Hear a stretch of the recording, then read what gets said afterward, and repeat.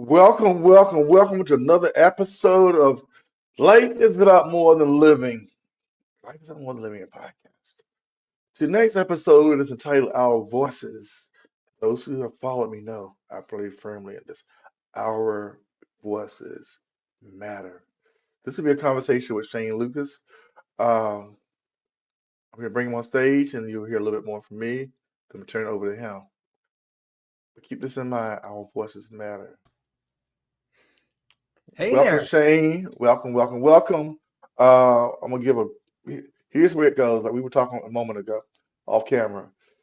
My dear listeners, when I said off, what I said earlier applies. Our voices do matter. As you know, with every episode, I try to find an appropriate quote. Tonight's quote is this: Activism is moral authority in redemptive liberalism by American author Shelby Steele. Activism is moral authority in redemptive liberalism. I'm gonna let Shane talk about himself and to give his own bio. Y'all can read the text I created if you want to. Everybody knows how I do this. I've been knowing this individual for a long time, and I'm glad to have him here because he's gonna speak to something that I firmly believe. Actually, a cousin of mine reached out, shared me a video reel, Facebook reel today on a similar topic. And he loved the way I responded back to him. But now I'm gonna let Shane dive into this topic that some are so uncomfortable talking about. And somewhere along the way, for you Christian church and religious folks, I'm gonna throw a little snag in there if I get an opportunity. Because but I'm gonna let Shane do his thing.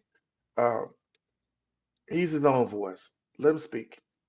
Thank you He'll so say much. Thank you for inviting me here today. Thank you everybody out there for tuning in. It's such an honor, and it's great to connect with you and spend time with you again. You've always brought such powerful language to the stage, to the page, all of it. So again, it's a joy to be able to join you here at the podcast today. My name's Shane Lukas. He, him, his. I am owner and creative strategist of A Great Idea, which is a brand agency that works with purpose-driven partners across the country. I'm also a lifelong activist. And so I've been doing everything from organizing at grassroots levels to spoken word, which is where we first met, and being able to yeah. bring language and poetry onto the stage that really drove people, to see things differently and to make sure that all of our voices get heard. And everything that I've done throughout my life, which is 50 years worth of stuff. Well, I guess the first few years, we can't count those really, all things considered, because mostly I was interested in a tricycle and probably peanut butter and jelly sandwiches, which I still am. I'm going to be Y'all, honest. this is I him. still love them. This is how he goes, because But I go by the same pronoun. He, him, myself. So, this you'll get the real deal from this guy. Like y'all got it from my friend Thomas a few weeks ago. I love, it's something that being out there and being able to bring people's voices together, which your podcast does, and is such an opportunity to use the technology to elevate and celebrate different experiences. And it's something we launched our own podcast called Power Beyond Pride, which is all about queer change making and really leaders of the LGBTQ plus community Do me across one the country. favor, Shane. Yeah, Make sure you email that podcast link, whatever platform you choose to send it to me you on, got it. because I can edit that in afterwards. Because all I currently have is like your contact information, and that's about it. So I Yeah, need you that got link. it. You can find it on any streaming channel at Power Beyond Yeah. Pride, and you can But you if can you check it email out. it to me, it'll hit about 10 platforms from this broadcast. So I plenty of will, people I pull will, it I up. will, I will do that. But also just Thank the you, sir. ability But go to ahead. talk today about what it means to do and elevate people's stories so that we are doing change making in all of our different Hmm. ways. And it's a dumpster fire out there. We don't need to, I don't know so much about belabor that point as much as talk about like what it means about what it means to actually move everything forward, right? To try to think about how we are possible to what's possible within us to help transform the communities we're in. Whether that's something, in our personal lives, in our work lives, in our public lives, being able to do that. And I think that there's an enormous strength within individual agency. And so I always want to encourage people to think about, well, how can I make a difference if just by modeling or showing up or just being in places where I, share my experience. So Hmm. That's really been my story as an activist, is to focus on, the power of those stories and the power of our bodily autonomy, all of that. So for some, this can seem to be overly simplistic. Uh, I'm just calling it for what it is. Someone's like, well, he's trying to cut this whole show down in like 10 minutes. And we know Alfred don't do 10 minutes. Currently, we have 2 viewers up here. I can see the other side that you can't see, I think. I'm going to see if I can put the comments things up here if they decide to chime in. But anyway, yeah, again, that seems overly simplistic. I'm going to say it, and the reason I say that is that one of the most powerful, intelligent, I think he's an insect. I'm not one people study that kind of thing. I'm just go back to the ant.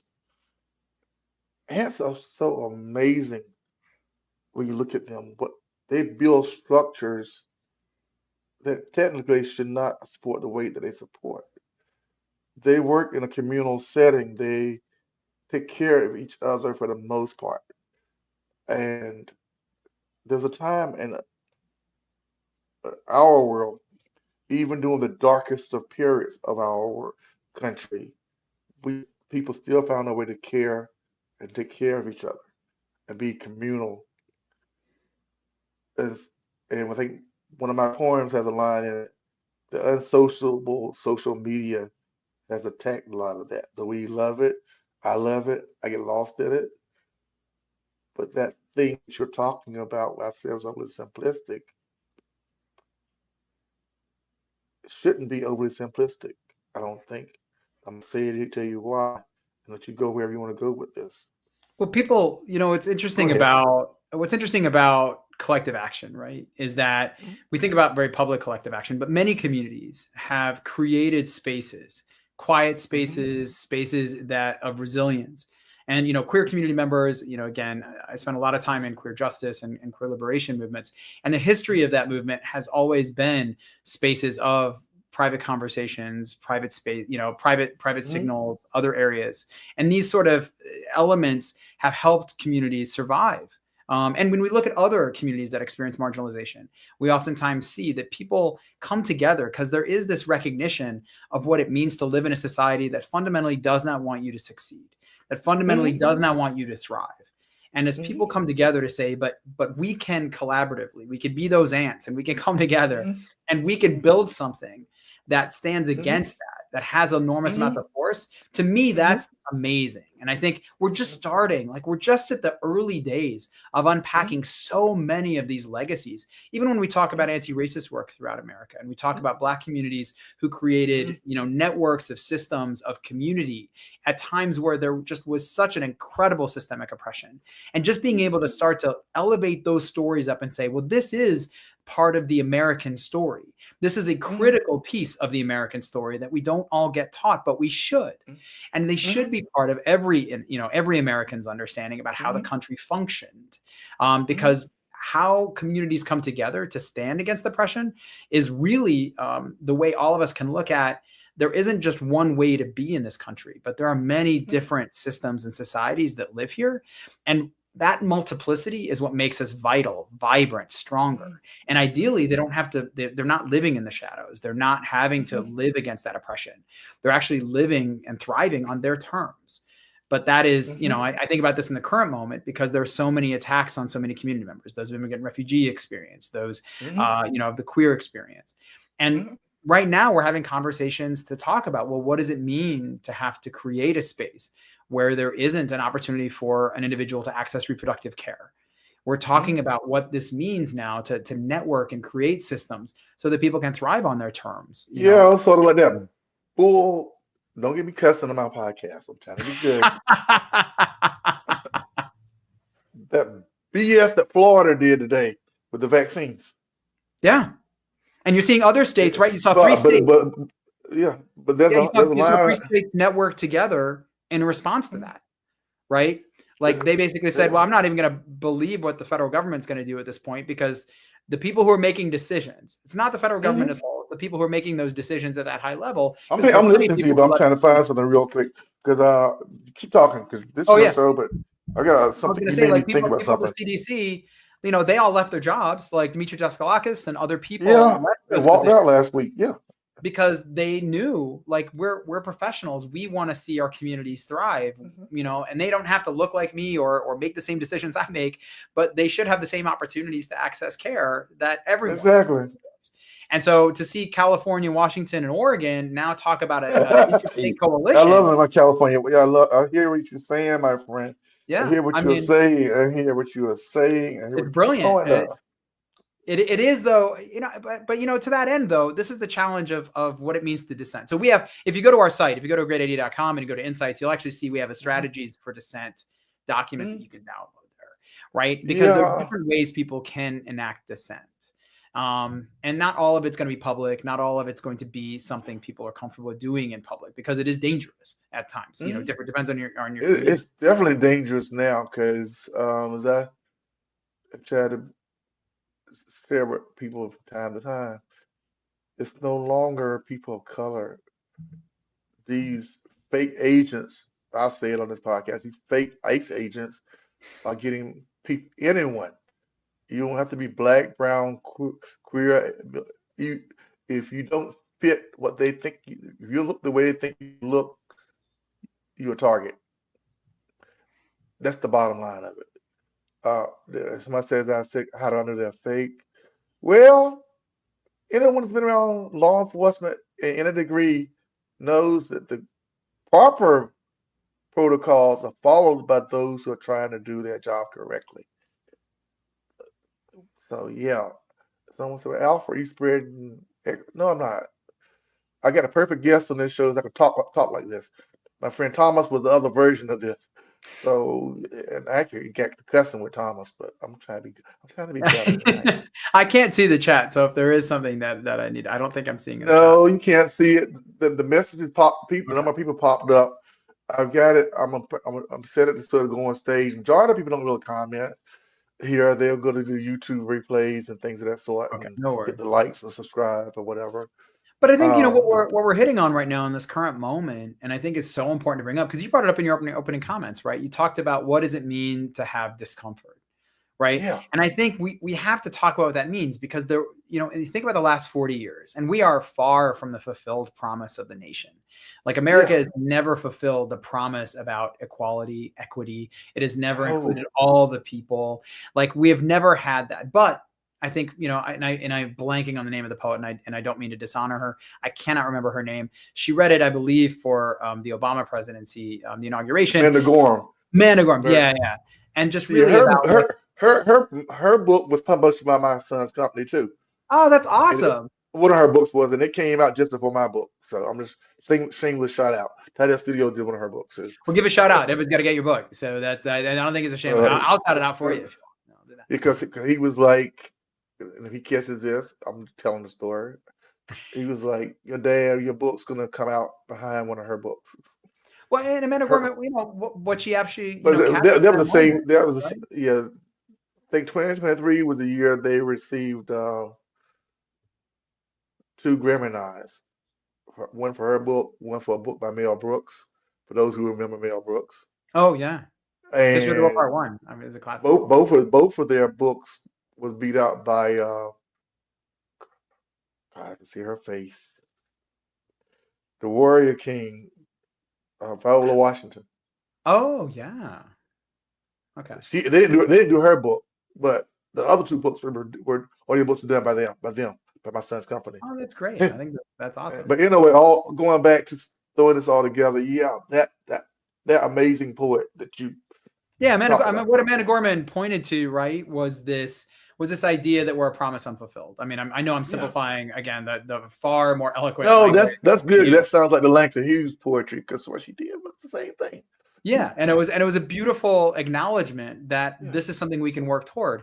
And working toward it is an uncomfortable process. And I think Yeah. for communities that live in the margins, I think there's often this unacknowledged, and it really is this skill set about navigating spaces that are uncomfortable, because they're not made comfortable for you. They're not made comfortable for people of color. They're not made comfortable for women in many instances. They're not made comfortable for people with disabilities. They're not made comfortable for queer people who navigate spaces and learn skill sets in order to navigate those spaces. what we never really talked about, and I don't necessarily want to center people that's who experience privileges, but like we never talked about their inability, that they don't have the skills to navigate discomfort.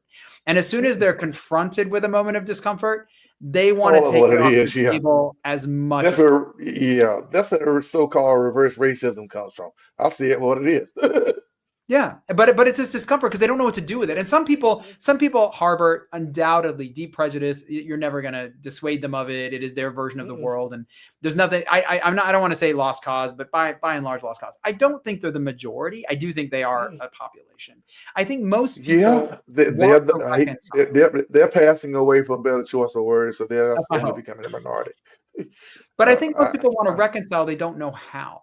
They don't know what to yeah, do with the feelings. They don't know how to navigate that discomfort. And I think MAGA gave people a language to do that. And that causes enormous harm because it's an idea of a nostalgia that doesn't have any benefit to, I would say, the majority of people. The majority of people, because women, queer people, people of color, yeah, it was yeah. never great. Any, Like it was never great. anyone basically has been labeled as a minority, but by this society.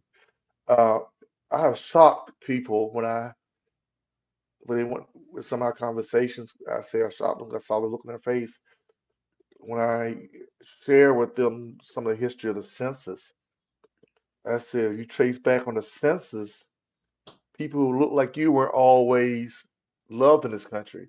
You were reclassified by the USA Census. Italians, Germans, the list goes on, Irish, Polish, yeah, Polish, Irish. Polish, people of Spanish descent were reclassified. So you were under the beautiful light title, the word Hispanic. So you were reclassified by the United States Census.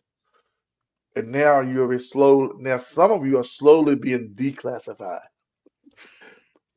But that's all I'm gonna go because you can speak on it. Have my disclaimer up there. It's that comment somebody guessed I'm not responsible. If I can say it, I can take my own heat. Some of y'all are being declassified right now because of the maggots. Yeah, again, I think that the idea of whiteness being interrogated, and by interrogated, it sounds very violent of a term. By that, I just mean having a critique about what whiteness means, because Having a challenge, yeah, it needs to be fundamentally conversed, especially when we're talking about Latina communities, yeah, because light-skinned Latina communities, when we see the sort of the electorate and the political yeah, range, and again, it's great, every community has a political range, every right, community brings its own stories in, but exactly. light-skinned Latina community members we're finding less sympathetic to other community Yeah, members of color.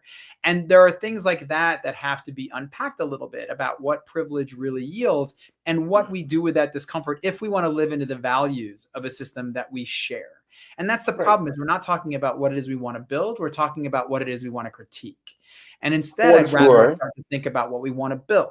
I think it's more Yeah, interesting to talk about what we're building as a nation, and rather than like what we want to tear apart.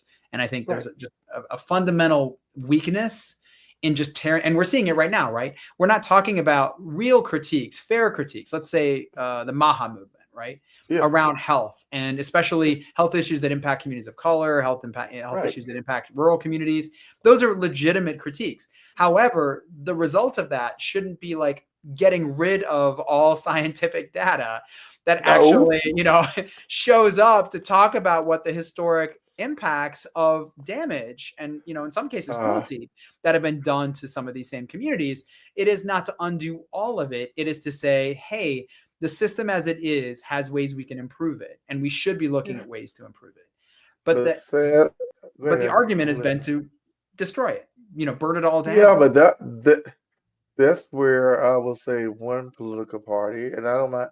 I'll go into politics with someone like you, because I had one gentleman who we were discussing a particular topic. It's the only one ever. He took his headset off, shut the camera down, and walked away.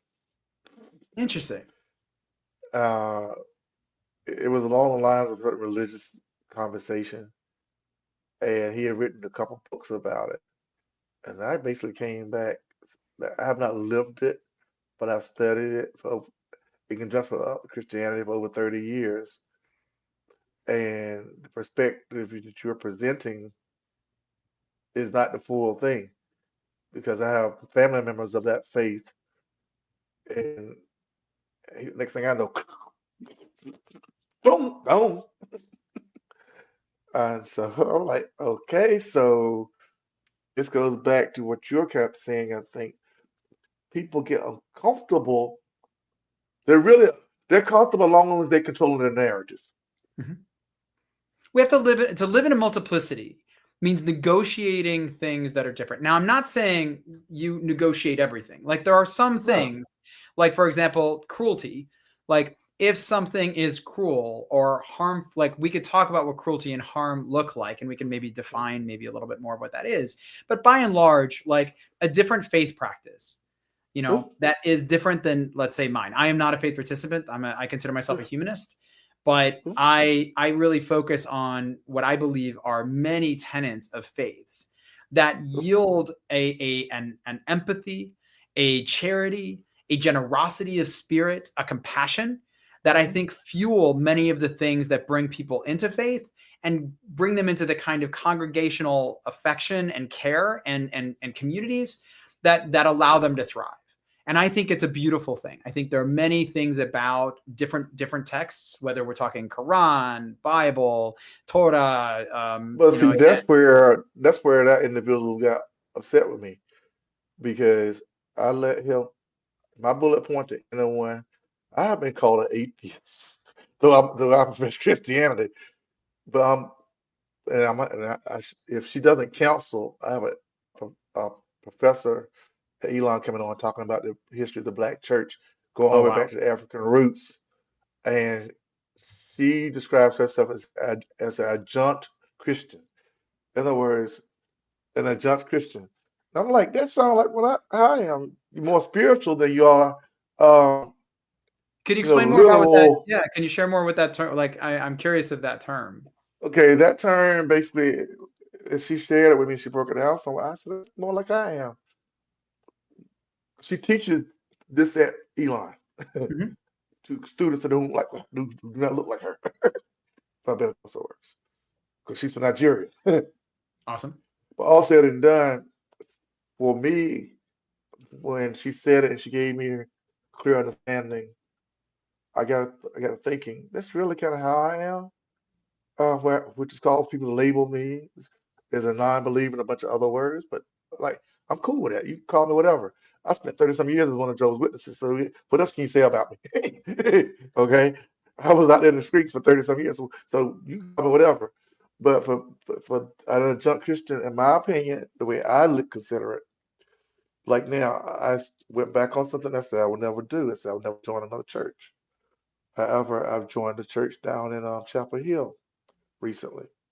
And the reason I took that went against my never is that when the individual gets, no one's pressured me to, like I've been pressured before, to volunteer. They had no one's get crazy. Basically, I went in looking for a cool group of men who looked like me, my age bracket, to hang out with. And they told me that was okay, but I felt like, let me just go ahead and take the leap. And even with that, no one, I haven't had that pressure that I lived under for so many years. What that you have to do A, B, C, D, or you're not accepted. You have to give all the stuff comes with it that turns people away from Mhm. church. Okay, what I've received is one of my friends is also there who walked away from some of that stuff, and he likes the environment and his wife. So I'm able to be this individual. I don't have to agree with anything you say. I get the same greeting, same handshake, same love, uh, affection, camaraderie. So far, I go in, yeah, I'm gonna go through the whole church joining training thing, but I'm not, but no one's badgered me about none of that. Uh, and for me, what I'm after, I'm gonna get. When they got to a baseball game, I get to go to a baseball game. They go bowling, I get to go bowling. I'm in with the 60 and something older group, so I'm cool. So, and no one thus far, I cannot see it happening because I've been hanging around them for a couple months now. No one's asked me how you feel, believe this way. I go ahead and take my seat. I can listen. I love what messages are. I can disagree. I don't have that stuff I have dealt with for about 47 years. So I'm an adjunct Christian in the sense that I'm genuine. I can be myself. Finally, I've tried other places and got punched inside the freaking head. I don't have to worry about it in this environment. Uh, to the joke. So when you ask what that means, simply put, I'm free to be me, to do what I want to do, no pressure. I think Uh, what you're sharing to me is so powerful because it's I but it always go, yeah. Oh, go go ahead, ahead. but I'm gonna say one more thing one time. But it goes back to that community thing you're talking about. Um, and I can be part of that community just as well as I can be part of this community. And I'm not sure how I firmly believe that's part of my calling. My wife says I'm a visionary, though I deny it. But we are visionaries, we're creatives. She'll hear this podcast and say, "You admitted it, didn't you?" No, just for the show. Own it, Anyway, own it, own it. oh, but Circle in a right on it, way, own I, it. I for my ability to cross over all different areas of life, like you saying, talking about, I can see that leading to opportunities in the future where individuals such as you, such as Thomas, can be brought in and speak in an environment where you would probably not be allowed to speak freely in, because I'm the connecting to that. Less like what drew me in really was I signed up for the text messaging alerts for the church. I'm out there doing my job, doing my thing, and I'm like, oh, some men's thing happening. Oh, they're feeding us. Oh, but when it came time for the actual program, all the women were dismissed out that served us, and we were able to pour our hearts out. No one asked us were we gay. No one asked us nothing. They had a husband and wife team who's in the church, psychiatrists and psychologists, that took Q&A from us. Those that wanted to share, some broke down and cried because the members of the church get 3 free sessions paid for by the church for counseling. And if you remember, so I'm like, I need to look at this because I've been in those places where I attended something like that before. When it was over, it's been over a year, and the man never got back to me. But what I'm saying is this: an adjunct Christian, free flowing who I am, be part of community, but also be able to connect communities. Same as hopefully my professor who's coming on, he's been able to connect communities. He's able to reach these students, Elon, who will not hear this message from anywhere else because they're basically from the part of society, sort of like what we're talking about. I mean, good as gold, they're human, but you know what I'm saying, where I'm going with this. Well, what I hear you say is a lot around fellowship, right? Like I'm hearing you say like there is a connection to it. At the same time, and I use this phrase a lot, faith is personal, religion is business. And Right. so your faith practice, the things that guide you, and if you think of faith more broadly, faith is a philosophical construct, right? It is Yeah. your way to associate the way you see the world. It can sometimes create a moral fabric, and that fabric is rich and it can be filled and informed by the stories and the connections you make through the institutions and the ways that the Yeah. institutions prioritize. Again, among Christian beliefs, there's a variety of tenets and stories that, and having grown up that way in the Midwest, that I became very familiar with. If you're But of the see, that's Jewish the only faith, thing. Yeah, I love churches have done such a. or sometimes shared. I'm gonna use a nicer word. Christianity, Americanized Christianity, has done a piss poor job of educating people on the history of what they claim they believe. And I'll say this, and I'm gonna bring it back full circle because this is one thing about the show we can go all over, tie it right back together, a beautiful, nice package, especially with someone like you up here that can talk as we talk. I love this. Thank you Uh, for sharing. I appreciate yeah, it. yeah, and I challenge anyone to do their research because I've done my research. I lived it. I taught it. I studied it. You can do the same, or just simply Google it. Hey, ask the freaking AI what I'm about to bring up. There are things in the biblical text that are also in the Quran, Mhm. and they're also in the In the Torah, Talmud, in the right? Talmud. Yeah, that's right. Okay, because all three of these religions accept the first 5 books of the Bible. Okay, and that pisses a lot of folks off when I tell them that because they want to hate on each other. But I don't care. You hate.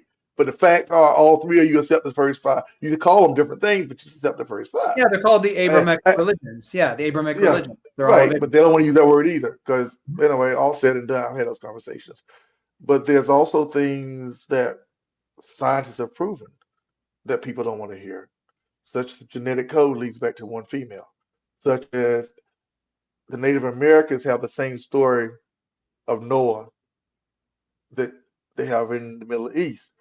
So when did it happen in the context of the biblical context? You can argue, debate, there's a faith action thing, but the thing is that the one thing that did happen according to biblical text, and some have studied and did research on it deep, and I'm not going to archaeological digs right now. We don't have that kind of time for that deep talk. But there was a time period where all human beings spread out throughout the earth.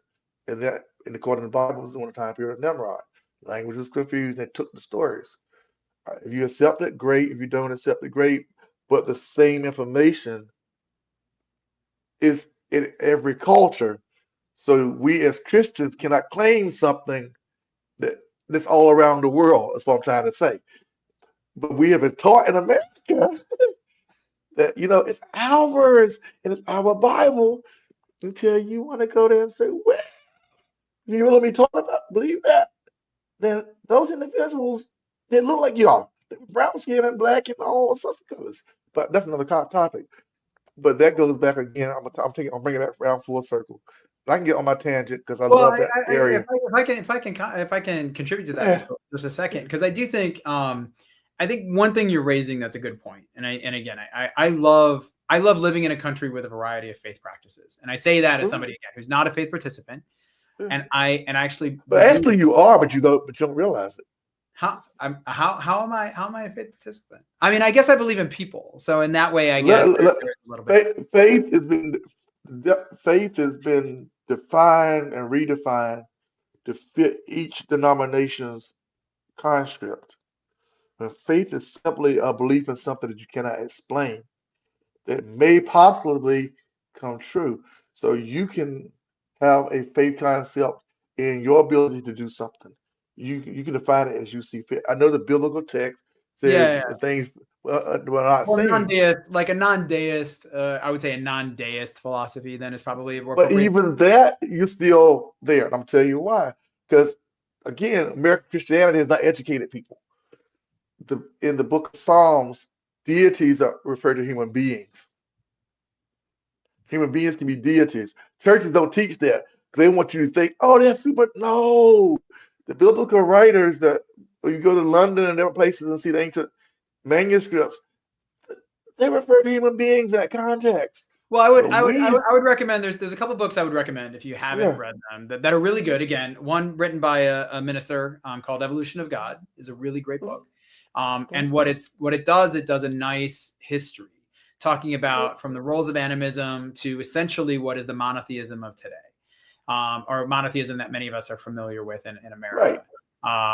In terms of and we could talk about the critique. I do think there's an American critique of Christianity that certainly has a lot of value, especially when we talk about prosperity gospel and kind of its sort of aberration. Well, American Christianity is far from anything that was ever written, and these so-called pastors writing books about it. Yeah, they're still rooting it into their. There's nothing in the Bible that makes prosperity gospel is inherently antithetical to biblical text, and it is inherently challenged by the idea of what many of the teachings thinking about. Now, that being said, again, I would suggest Evolution of God as a book. Another book called Whose Bible Is It? Is another really great book, again, written by faith participants, really looking at the history of the text. And it's worth, and the reason I bring that up is because, like you said, I think if you're going to assign yourself and fall into a faith pattern and a ritual, which is great and a beautiful thing, there are many great rituals within faith communities. I think it's good to understand where it comes from and that it has itself a legacy. It has itself, like you mentioned before, how the Psalms and how the original books were constructed and the in fact that Paul has in constructing and influencing the church for the New Testament. All of these things being in there are really important. Not that it should diminish how you see the world and your relationship to whatever, again, kind of deist structure you feel most comfortable with. Well, honestly, I think it should. I think it should do everything you just said it shouldn't do. How I so? think it should do every. I think it should do everything you should said it shouldn't do, because someone takes a deep dive into the history of Christianity itself. Mm-hmm. Someone takes a deep dive, putting their beliefs aside and just look at the factual parts of it, the things that have been studied, the things you can go to museums and find, and those experts in those areas, and take your feelings and your emotions out of it. If only just study it for a moment, number one, you will come to your own conclusion of how you interact with a supreme being or not, or you may not come to that conclusion. You may come to the conclusion that you are the divine within your human flesh, but you cannot come to any. I don't think anyone should come to any conclusion without taking that deep dive. I have a book on my shelf called "The Black History of the White House." Mm. I listened to the audio book, and I'm like, I gotta buy this book, and it chronicles the grooming of about 2/3 through. You see the grooming of Clarence Thomas. You said it groomed him, but it also goes deeper than that. It goes back to Philadelphia for the AME Church, where we had integration in our Christianity until the four individuals decided to go up front to the pulpit and worship side by side with the white folks. And then they were escorted out and they formed the AME Church for black folks. It chronicles, but it goes in all that history of that, but all said and done, that goes back to that faith construct, I think. And you said, how so? How so? Simply because without, I'm using the biblical text, without knowledge, the people perish, they wander, they go here, they go there. And like I told a young person today, and we didn't go heavy in it. I'm like, what do you have one of these, right? I mean, I'm we all. like, I said, we have a smartphone, but for some it's a dumb phone. Because she was talking about she's finishing school, graduating this year. And I was like, why don't you just start a business while you're in school? Don't be like I was and start doing it later. And she went to hard excuses. I said, you got one of these right. I said, you got Google and you got YouTube. You don't need any money. Start. You'll fail, you'll falter. Start. Someone said that's a faith thing. Yes, a faith thing because you gotta have that thing. You gotta believe first, then you start. You and I could have quit doing what we're doing years ago, but that No, thing inside of us, that belief that you said, however you define it, it's up to you. It's kept us going. It's kept us connected. It's kept us doing. It keeps us up here like tonight on this freaking podcast, which is going to hit. God, this is going to be one that's going to set. Mm, I'll be so glad when the audio version come out after it's over. I mean, I appreciate that. I do think Because and I hear you. I think this idea of having faith, like I wouldn't be an activist and I wouldn't be able to do activism for 37 that's the plus point years right there. if it weren't that I believed in people around me, that Right. they want to live into their better selves. And by better selves, that's a tough one. I could Yeah, certainly, because you could be, but this but idea that you want to live into your values and that yeah, sometimes we're conflicted because fear or uncertainty, that we don't know what to do with these feelings. Like, I want to do the right thing, but I don't know this space I'm into. And because America has shifted even just a 0.005% to take some of the lens away from white cis men, and that became something that shifted just the tiniest iota in the like 2000s, that we just had a moment yeah, for things to shift a little bit, and the country went nuts. It didn't know what to do, and that includes people who experience oppression, because yeah, also when you learn to navigate systems and you are practiced in your day-to-day life, when that lens changes, there is this moment of disruption. There is this, and I'll use an example. Like my partner and I were watching TV. We were watching. This is like years ago when I think Obama was still in the White House, and yeah, there was on TV. There was this Campbell soup commercial, and these two mixed race couple, gay couple, yeah, are making whatever food for their Yeah. kid. It's an adorable commercial. But my Right. partner and I are watching this for the first time on television, and we turn to each other and go, roommates? Like, we really couldn't fathom a world in which this could happen. I've Yeah. been fighting for this for years, and I loved seeing it. But I had to take a minute and imagine that there's a world possible where the commercial on television includes a family that is different, blended in some cases, or just different than the standard whatever variation I grew up on. Right. And that in some ways my focus is on the soup. Like, I was like stuck, like, what's going, like, I needed to process that because I hadn't seen it before and I Yeah. wanted to see it, but it still meant me taking a version of the world that I couldn't imagine and now starting to reframe it as if, oh, this is possible. This is what Obama's presidency did for many young people of color. Yeah. A version of, It brought that thing up. It took the invisible and made you visible. yeah, and Uh, that's something we have to live in faith to do the work, right? that's the point I'm getting at. It's Yeah. like, So hey, even our though, world yeah, takes some yeah, time. But even those of us who want that are made uncomfortable at some point. Because when yeah, we're confronted with that moment where there is a different person in leadership who embodies leadership and power that we are not used to, and that we have to sit there and reconcile this, whether it is a woman, whether it is a person of color, whether it is a person with a disability, whatever it is, we have this moment that we have to sit there and go, that's not what power looked like to me before. And now I have yeah. to reconcile it. But not everybody has that skill. Not Well, everybody is comfortable saying I would that. not say that. I will say it like this: people choose not to have the skill. They choose to be comfortable with what they've known. In my opinion, I think everybody has the skill. Like we're all born with the same brain. We're all born with the same capacity. I mean, Some of us have different levels and different places through our life journey. But at a certain point, it comes down to choice. And we go through I think I'm extensive. gonna say it like this: it's easier. The old saying is, it takes more muscles to frown than it does to smile. It's easier to hate and live in fear.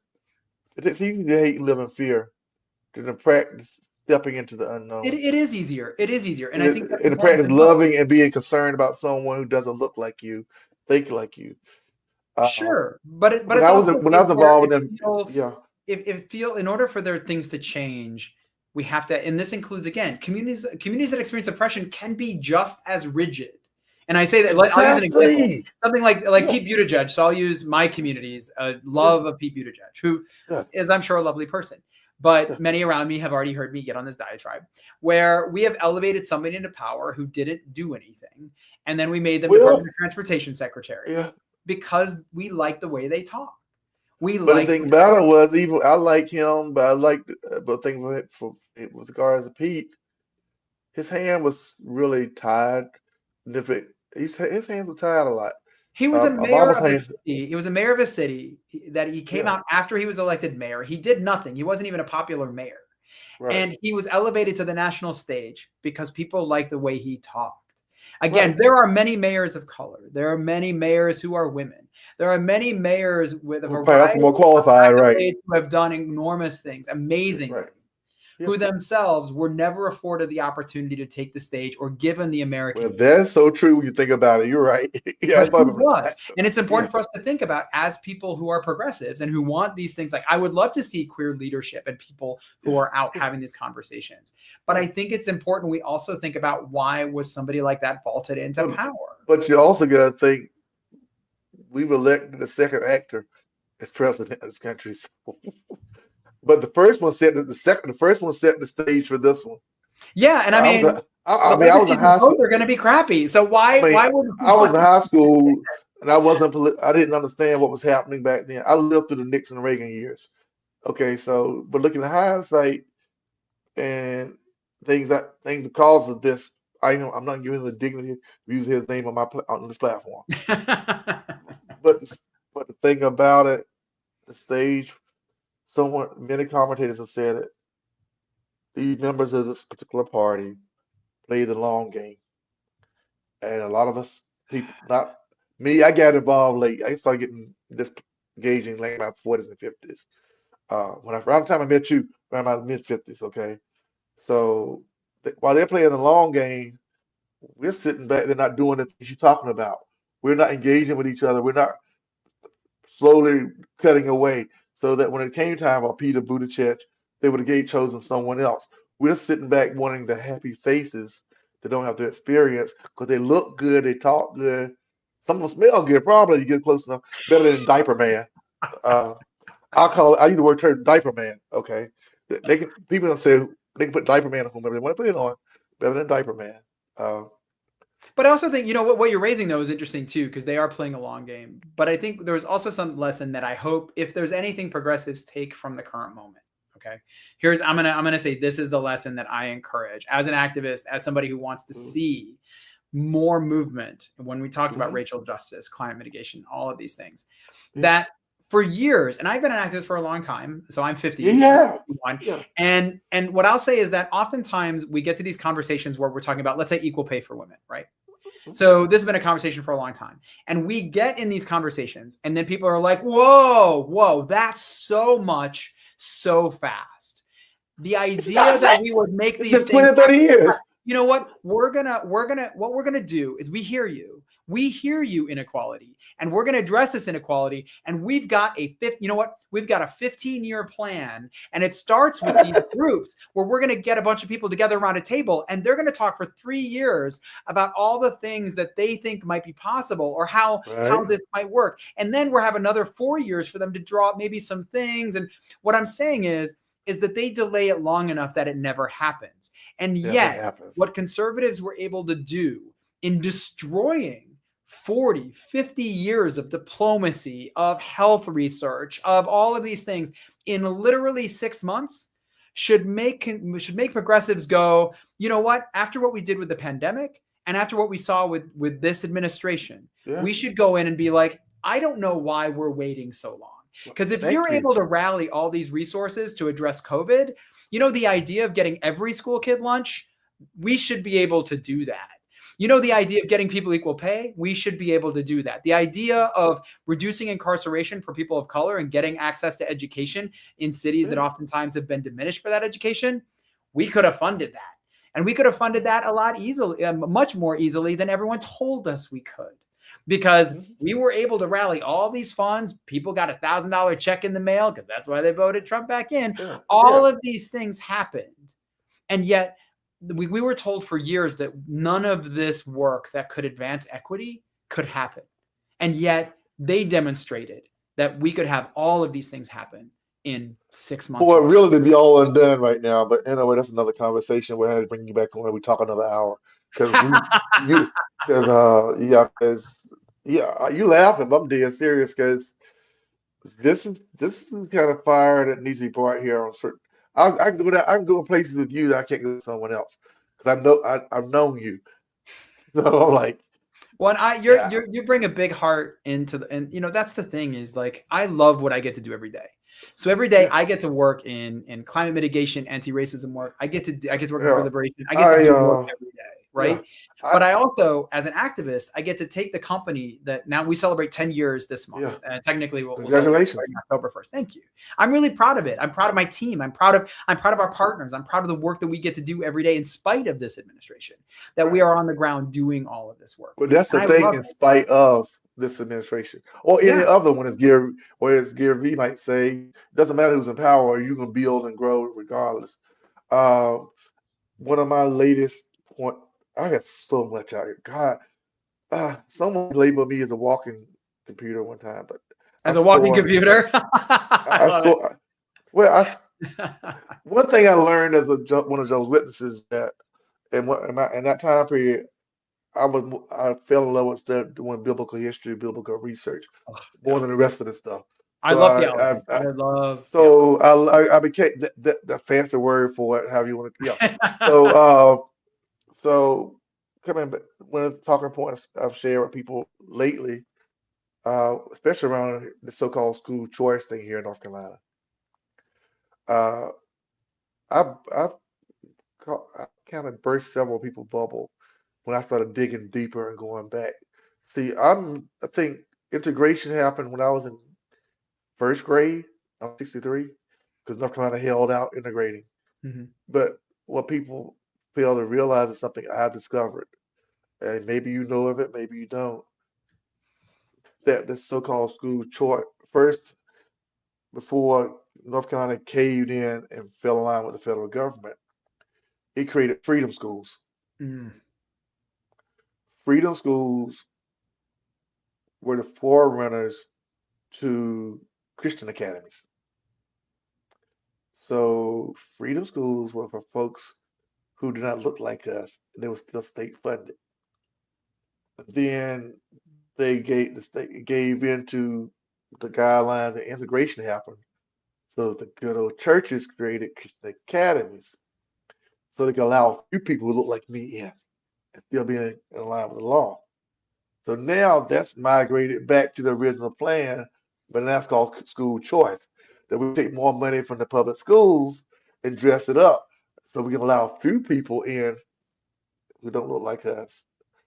And thank you for letting us in, because now we get to go to a charter school and we get some of the better education and we get some Christian teaching. But you're getting the Christian teaching like Nat Turner had with their version. But only this time, everybody tax dollars are paying for it. Yes, I'm a diehard advocate of public education. I volunteered for 20 some years in the school system. I'm proud of it. Thank you for that. Sons are doing great. So I know what happens when we get involved. Though, but anyway, I'm being kind of silly now, but it's dead serious. That, I mean, there was a point. There was a point in the because country. because if you want to dumb down society so that they can't appreciate what you are saying or someone else is saying, you don't start dumbing them down when they're a teenager. You start dumbing them down when they're in elementary school. I mean, there was a point where it was nonpartisan issue Right. to advocate for the education of all young people, and the belief that all young people were capable. And I believe that. So I guess, again, coming back to the idea of faith, I believe all young people deserve the opportunity to thrive in their own bodies, in their own way. I do. And be able to deliver and build a life where they are able to fulfill and work, you know, like I know, and but you know, like I know, amazing Shane, and frankly not amazing things. I mean, whatever it is that fulfills their life. Whatever it is, but you know, like I know, the underlying thing with this whole conversation for almost an hour is this. Part of it is this: undereducated or uneducated population is easy to control, manipulate, and direct into turning on itself so you stay in power. Yeah, Fox News. I mean, Fox News is the entertainment network. But that again came about during the Reagan years when they and Bush, all said and done. All the things we're talking about are great points. But when people are not exposed, given an opportunity to learn, if you give an opportunity to learn and don't learn, that's on you. Well, that's where again, one thing that I think is notable, and we started off talking a little bit about, around the ways that people and communities, especially communities that experience oppression, goes back to it again, develop right back full circle networks, right? And education was critical. You look at the civil rights movement. The civil rights movement, in the 1950s, 60s, was incredibly. It is impossible unless you're doing your reading and you want to dig into it. We talk about it as if it just happened overnight. That we talk about the Greensboro sit-in as if it happened overnight. We talk about the bust. We talk about Rosa Parks. We talk about these moments, the Pettus Bridge, march. We talk about these things as if they happened overnight, but they didn't. Or they're a long time ago, but they weren't. And not just a long time ago, but there were institutions and systems and learning systems and communities that got together in quiet. And and I don't advocate that we want to force communities into this quiet. I'm saying it is a hostile environment out there. If you are a person of trans experience, a person of immigrant refugee experience, if you're a person of color, in light of the way that the law enforcement and ICE, and like you mentioned before, ICE raids and these things are out there are real reasons to think about other systems to educate among communities, because this system, the way that power is being enforced, the way that it's being encouraged, is to create cruelty. And the only way we can cruelty through chaos, actually, in many cases, I think it is that, right? Gulf of America, whatever nuttery can be thrown out to distract us from Epstein files. I just want to throw that in. I feel like we should put that in, if just for some algorithm. But like, you might as well. But education was a central tenet, and I think finding ways for us to think about how we educate collectively, how we do shared knowledge, how we create opportunities for shared knowledge, that That is a goes form back of to dissent. we It is have a form of resources that dissent, we have. Yeah, you yeah. I know? mean, I love social media as much as anyone else, but now I realize that certain things are controlling certain things. I love more being able to get up here and do this because thus far YouTube is still kind of that safe space I mean, in a YouTube's a sense. I put business. They're all businesses. Like I think yeah, I want to be cautious. I know YouTube is a little bit safer space, but it's owned by Google. Like it is important to note that all of our I social think media networks, our systems, they are businesses, right? we And are. not I against agree with that that, part. What I but mean they by are businesses. what I mean by safer space is that when we go live like we're doing now and it is Mhm. saved, all the stuff I've said, you said, none of us can hit no censors because it's got that degree of latitude. Okay. It will, but Uh, it's also gonna hit an algorithm that is based upon people's particular tunnels and how they access things. And right. so, And like, that we and have to that's remember where these are not community public spaces. These are well, yeah, I think there are still businesses, but I have to kind of challenge you on that because twofold. I'm gonna say you why twofold. Uh, I agree 100% it's a business. I agree it's not true public space. It's just I'm gonna use my own this whole show when it's over as an example. Well, I use last night's show as an example, most recent one. Because of the algorithm and the way it's set up, fewer people gonna get are gonna get me pushed towards a whole live because of the way it's set up. It's a business. However, the reels that are created from it, the hot bullet points, that's where people will get more exposure. Uh, I'm not techie, so I don't even go into that. I just know that a lot of things we share the night, some of those things will have over 1,000 views by for the weekend, yeah, but and not, using the tools, but not the show, not the show itself. The show will be pretty much dead in the water, but the reels from it, I'm calling it what it is. I checked the numbers today. As great I'm a as she ghost. was the greatest she was last night. This whole YouTube live part was last night. We didn't have one viewer on the actual show, Well, but I had over three. but using tools, But I had over I three think hundred. we just have to recognize that they're businesses, and if you use, like, I use these tools all day, every day, because Right, we're a brand and content agency, right? So that's right. what I run, and so I'm used to these tools, and I think they are tools. Why I Yeah. think it's important to think about them as non-public space is Meta's a Uh-huh. great example, right? Meta just Yeah. hired somebody who fundamentally believes that, the 2020 election is stolen and that trans people Yeah, are I not, get that's stupidness. like, Yeah, yeah. and they are going to set parameters that now shape that space, And and that's we why I have try to no avoid a lot of control. that other than entertainment purposes. We have Meta, no control of that space. Like, let me we have say it no like this. I collective think consciousness in that space. Facebook, Conscience. when it comes to a lot of stuff you're talking about now, which the whole thing for me, and think I don't know whatever. This may not get no views for Facebook after it's all over.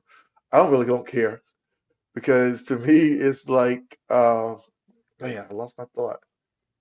I'm It's in just line saying, with like, you. as It's we, in line. It's in line with what you're saying because of the individual they hired. Um, it's like the Fox News of the internet right sure, but I mean, they can all become one, and I now. Yeah, think it's they just already became one, I believe, in my opinion. recognizing these tools as what they are. They Yeah, are profit centers, and so you have to recognize what they are. The yeah, reason why this is important is that over the next decade, this is yeah. not my prediction for the next decade, but it could be. I have another prediction that's going to come out with our anniversary, but this is a good one. I think we will see the rise of a call similar to how we have public utilities and we have sort of public elements.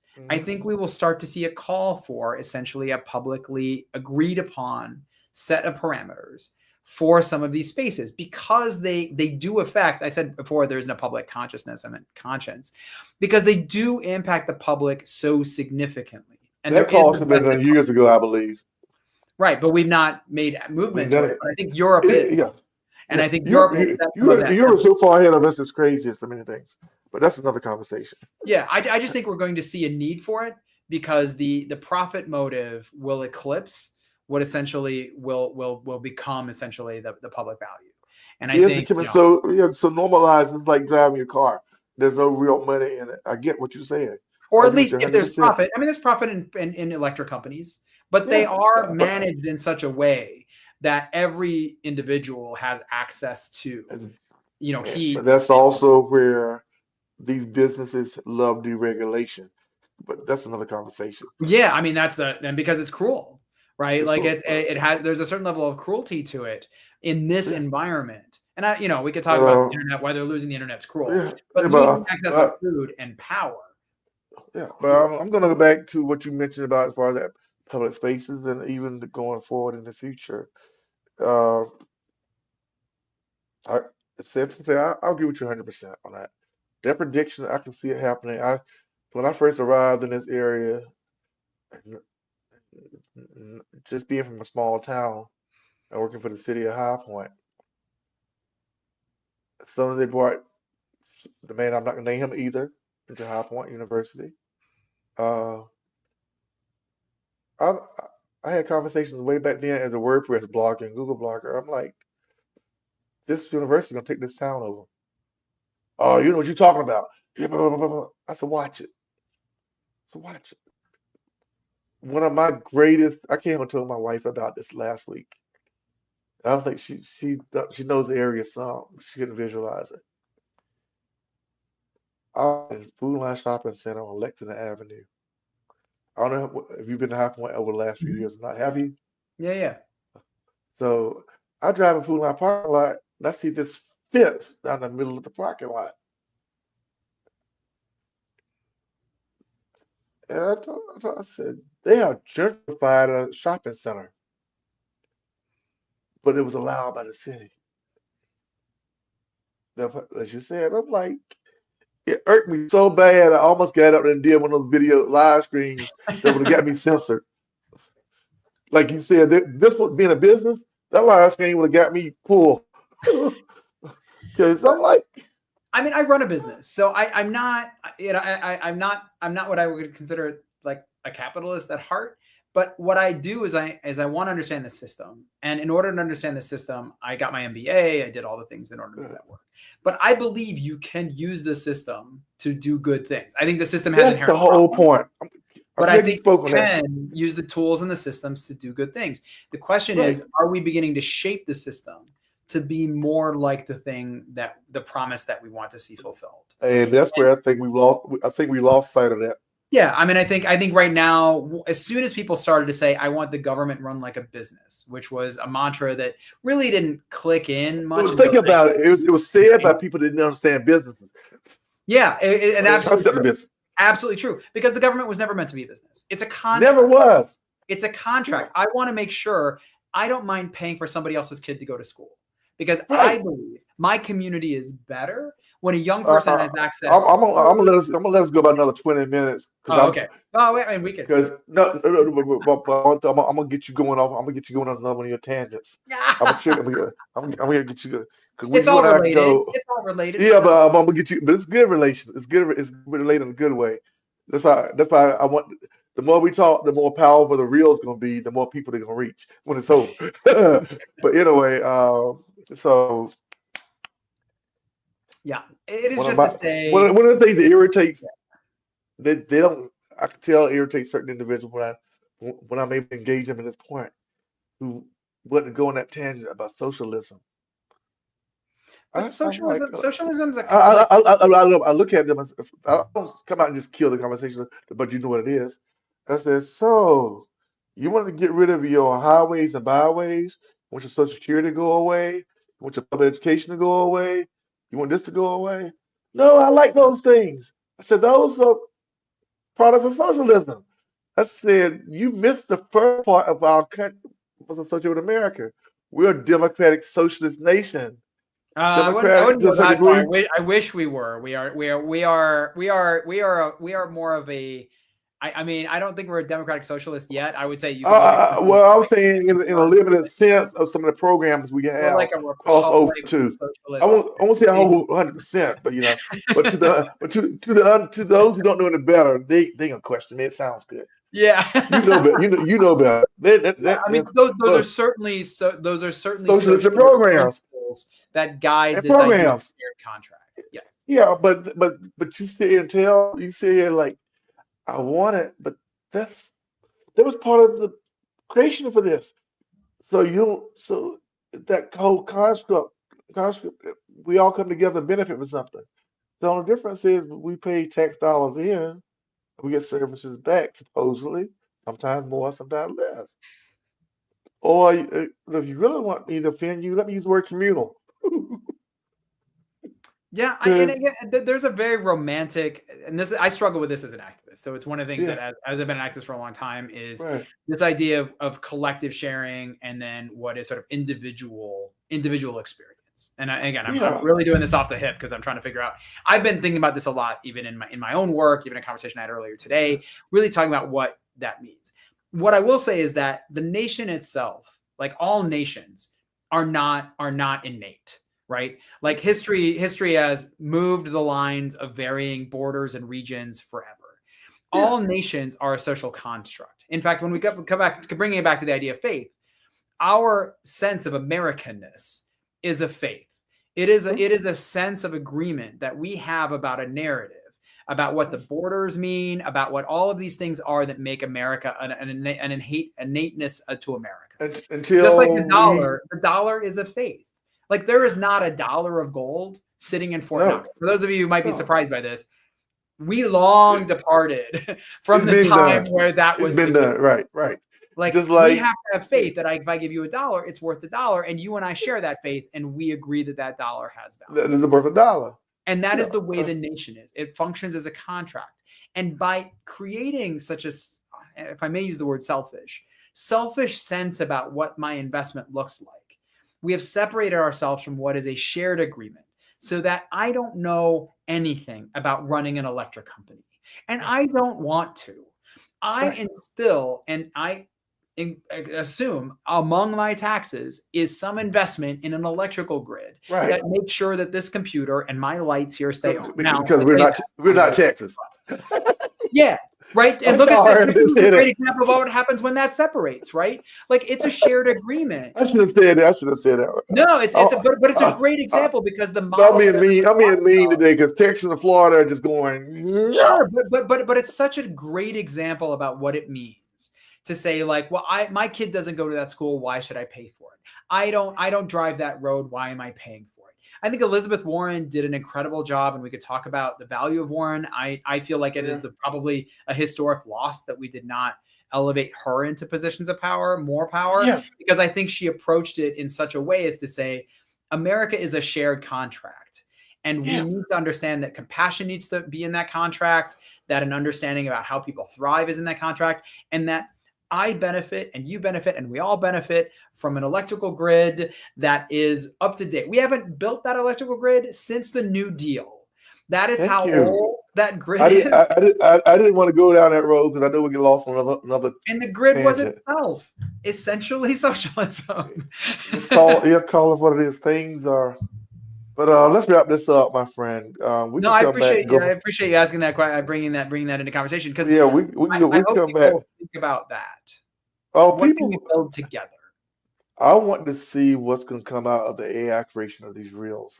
I can't see that long on this show because a lot of that stuff lately. Again, today I checked the numbers, and the ones I chose to share, they're just going off the charts. Good. Uh, I mean, you're fostering now, conversation. That's aside from you, one of my future guests, I think he's in November or December. I might have someone else along the way before then, but this one, I'm gonna give myself an hour and a half for this individual. He recorded the last phone conversation with his son before he died, wow. and he formed a nonprofit behind it. That's His powerful. son, his son, one of my early episodes was similar, but not to this degree because I didn't have the person. I was on audio. Uh, his son, new in college, did what college students do. We're not drinking. Got alcohol poisoning. Called his dad up, said he was sick. He runs the conversation. He runs the conversation on his YouTube channel. I got to figure out how to plug it into this. Won't be hard to do though. But he recorded the conversation with his son. telling his dad I'm sick, and the next morning he was dead, alcohol poisoning. That's very tragic. I'm sorry. So that's gonna be one of my gut wrenching shows. I brought it up now to say because that's some time in social consciousness. With so many people having a kid go back to school, they can be able to relate to that. But also on the other side of it, it goes back to what you're saying. We're all in this together, no matter what community you prioritize being associated with, whether it's the LGBTQ community, whether it's being African American. At the end of the day, regardless of your religious persuasion, political persuasion, this old saying still proves true. When you get cut, you still bleed red. Well, and that's We're what, still human beings. talking about alcohol overdose, I guess I would look at, again, sort of a parallel a little bit is the naloxone. The ability to make naloxone available for people who are engaging in substance use. Yeah, That by communities educating each other, because it was not a popular topic, and yeah, yet you saw communities coming together to talk about it, to respond to the destruction, the tragedy, the overdose numbers that had just skyrocketed over the last yeah, 15 years. yeah. And then you saw communities come together. And now, I mean, there are stations in some public spaces with naloxone in it, but like you have young people carrying around naloxone, and Yeah. they're not substance users themselves, but they realize among their friends this is something that I can do, and I might be at a space Save where I can make a difference. save a life. And Yeah, I think that compassion, that heart, whether it is faith informed, informed by lived experience, informed by compassion, that is the beautiful thing that gives me faith about what's possible moving forward. Because yeah, I think people want to step into those values. I think they want to step into a version of themselves that just exhibits and can deal with the sort of discomfort of having to yeah. negotiate See, new places, new ideas, multiplicities. But we just need to talk yeah. about what the skills are to do it. We need to And give people room to be able to do it. this is where I'm gonna wrap this up because you just did something that I speak on a lot. Life is about more than living a podcast, which I wanted to change the name several times, and people said don't change it because life has so much more in it than just living day to day. So I let it stay this way. It'll be 7 years old September 18th. But I've Congratulations. had more. Thank you. I had more success. I've had an elevated level of success since February. But the point you just spoke on, I'm gonna wrap it up with this. And usually I say guest, I'm gonna wrap it up. I'm gonna wrap it up with this. We have to get back to they won't have to get back to it. That's sound like a revival. Start in this moment of time, realizing that we all are in this together. I don't have to agree with you politically, religiously, or economically, but at the end of the day, none of us will ever achieve any form of greatness, success, or truly the things we want in life without a measure of community mindset. And like you talked about tonight, none of us will get those things. We can get some, but the changes Shane spoke on this evening, our dear audience, my friends, that those changes, those necessary things come from conversations beyond this podcast. They come from they come from sitting down with someone who doesn't look like you, think like you, believe like you. It comes from realizing that, like when my neighbor's house is on fire, a decent person will reach out there and call 911 or try to do something to help the neighbor. How about helping your neighbor when the house is not on fire? How about going back and replaying a lot of Shane's comments beyond the ones that can be in the reels, which I'm interesting to see what come out of it. Uh, how about tapping into some of that?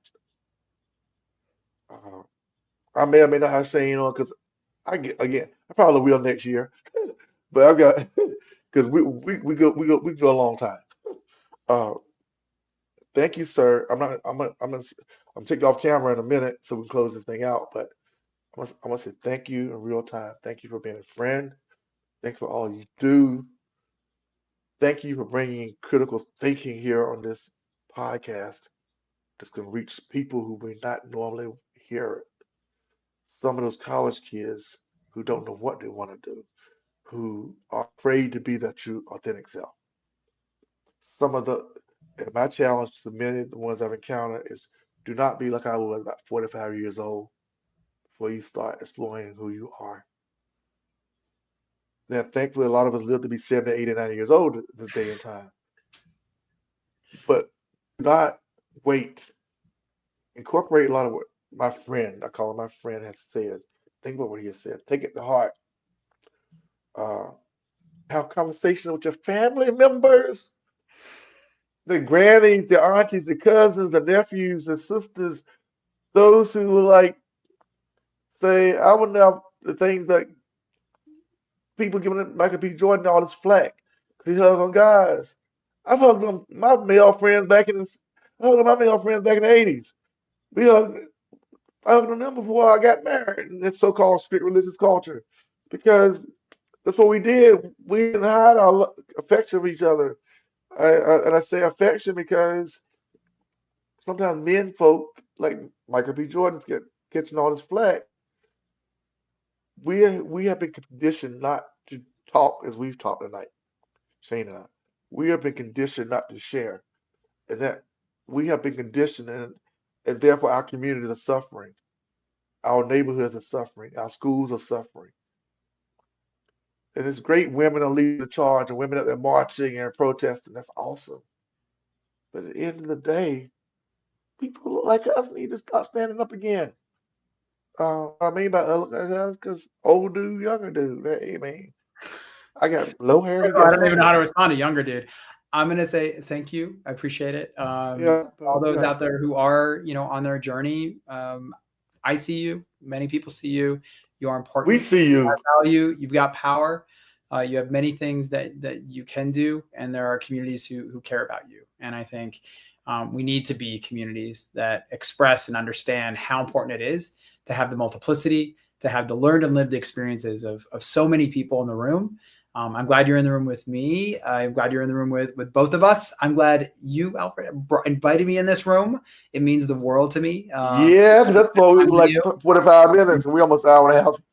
I know. Thank you again for making the I'm time. not rushing you. I'm not rushing you off. I'm loving this energy, man. I'm loving this energy. I'm loving this energy. Well, But I anyway, very much. Thank you. I'm gonna take your camera for a second. I'm gonna come down, do them. We'll have a short conversation off camera. Then I'm gonna do what I gotta do. Something like this 5 feet off for my wife, like I promised tonight. Okay, so don't go nowhere. I'm not going anywhere. Okay. Y'all, that's it for another episode of Life is About More Than Living. There's nothing more to be said other than please like, share, subscribe, and follow. Purchase my book, Split Souls in Transition, audio format or paperback. Have a great evening, y'all. Good night.